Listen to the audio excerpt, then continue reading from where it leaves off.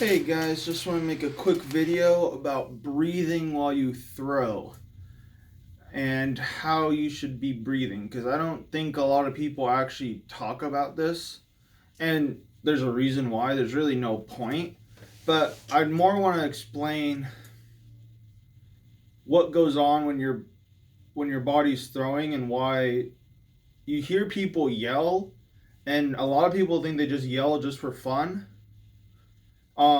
But like when you see the really good people yell, or just make noises when they throw. And a lot of people don't understand why they do that. And it goes back to breathing or the lack thereof of breathing. So let's put this in terms of you're doing a back squat. All right. So basically, when you squat, you breathe and then go down. And then when you go up and release. All right. And you see this a lot when you see people lifting really heavy weights, like squatting really heavy weights. And as they go up, they make a noise, like they go like, or like yell or just do something, like make like a weird noise. And that's the release of tension, all right? So your body was under a tremendous amount of tension going down. And then as you go up, you're releasing the tension, all right? It's the same kind of principle as when you throw. All right, so you usually hear like the really good people during training.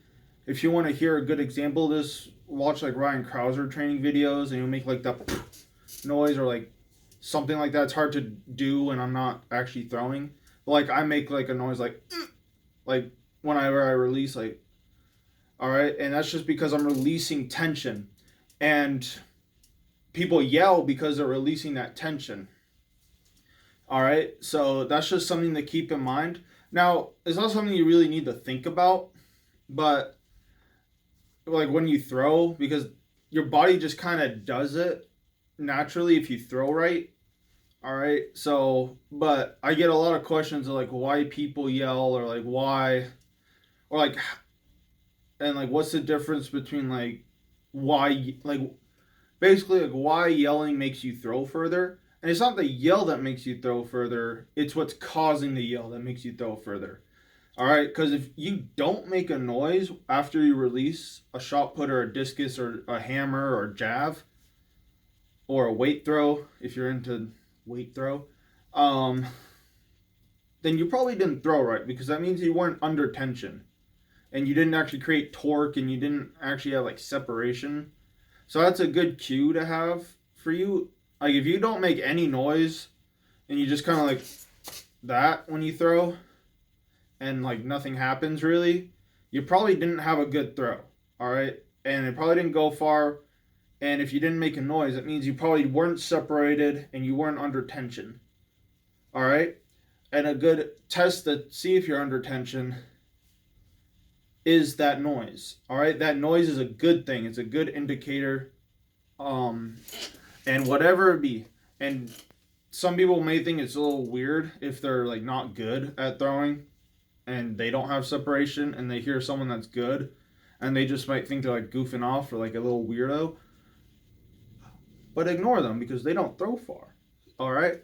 And if they come up and ask you why you're making that noise, then just tell them because I'm creating tension on the release and I have tension in my body, and then it just releases because I unravel on the release and release the tension.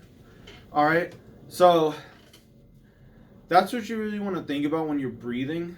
Like you don't really think about. I shouldn't really say like you're breathing like while you throw, because to be quite frank, I don't really think about it anymore. But I see a lot of people when like a lot of videos of like how you should breathe when you lift, like when you squat, when you deadlift and all that.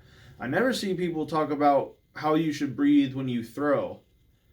And when you think about it, throwing and squatting is around, it takes around the same time relatively if you're squatting a light weight.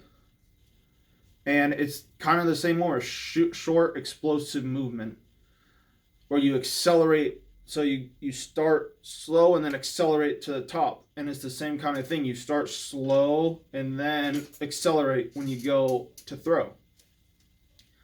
All right, so it's the same kind of principles, the same kind of tension you need to have. All right, so normally when people wind, they wind and they take a deep breath, and then they kind of just keep it through the entire throw, kind of.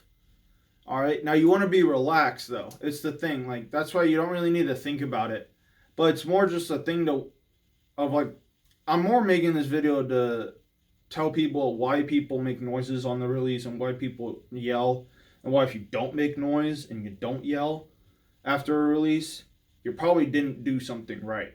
All right. So the minute you start making noises, and not on purpose, don't just go out there, not have tension, just be like, ah. All right. Like if you like are forced to make a noise when you throw, that's a good thing. And you'll probably, if you're throwing shot put, get a big snap off your fingers, a good flick, because that's the stretch and that tension going straight into your hand and into the shot. All right. And that's what you want. That's another good indicator if you're a shot put. If you hit a block, is if you have a good snap, and if you have tension through the throw, if you have that snap. If you palm it or it just kind of just comes out of your hand like this, and you don't get that, because you shouldn't really have to force the flick. It just kind of just happens because you throw it correctly. That's something to keep in mind as well. All right. So I just want to make this quick video about breathing and throwing. So yeah, hope you guys learned something and have a good day.